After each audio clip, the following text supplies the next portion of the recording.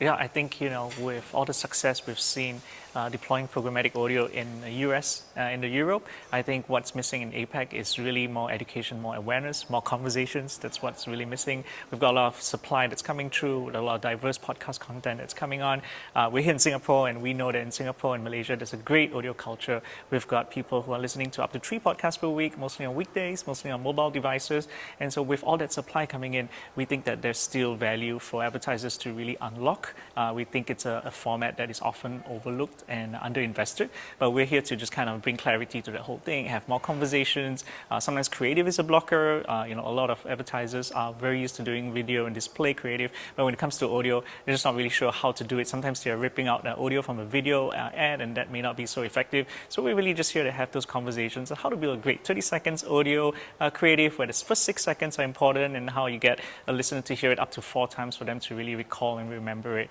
But yeah, no, those are the barriers, those are challenges around measurement, optimization, targeting. But we do have solutions for all of those. We are very invested in solving those problems. We are wholeheartedly working on this to remove these barriers. But so I think really it's just more conversations what's needed.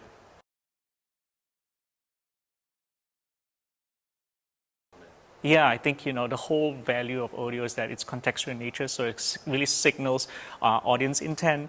We did a study in which shows that 70% of APAC consumers are actually exposed to audio up to 1/3 of a day, and that's such a great opportunity for advertisers to reach them. When we have a lot of screens going on, there's a lot of screen fatigue that happens, but there are a lot of key moments throughout the day where people are on the move and they're at the gym or they're at work and they're just listening to music or listening to their favorite true crime drama, and we really see that podcast consumption will grow by 25% this year. Programmatic revenue will grow up to 20% this year in APAC, and so we are, really just working on, removing the kind of preconceptions about audio and showing how it actually increases customers, purchase, intent, consideration, full funnel of the marketing. That's where you can really use audio, and that's where it really excels as well. So one thing that many people don't realize is that audio, at least in our world, has always been cookieless. The podcast has always operated off an RSS feed. A lot of it is consumed through third-party players and aggregators. So before this whole challenge with privacy even started, we've already been in that world where we didn't have return signals from cookies and mates. And so we recently announced a partnership with ID5, and that's a privacy by design solution that looks into cross-device identity graphs that gives an alternative to cookies and mates, and that gives advertisers an opportunity to do attribution, performance reporting, and audience profiling on that.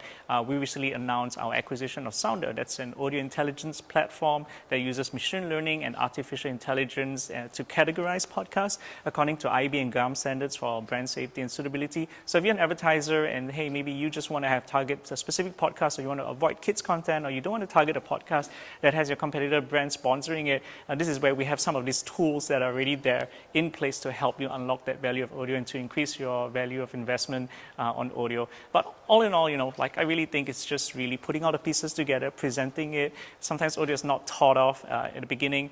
It's only targeting 1 or 2 specific publishers. But when we come in, that's where we're trying to unlock the whole value of audio by presenting the case studies, showing the success that we've seen in other regions, and just building more education awareness. But hey, we are passionate about audio. This is what we do. We're wholehearted about it. We've got the biggest minds, the biggest hearts working on audio. And we're audio people, we're podcast people, so of course we're going to have conversations. We're here to listen, and we're here to talk back about all of these topics. It's great to be here. Always great to be at ATS, and we love the podcast that you guys do, Exchange Royal MedTech podcast. I'm a big fan of that, and get Dot to give me updates on the EdTech world every week. So now that's an example of a great podcast done right.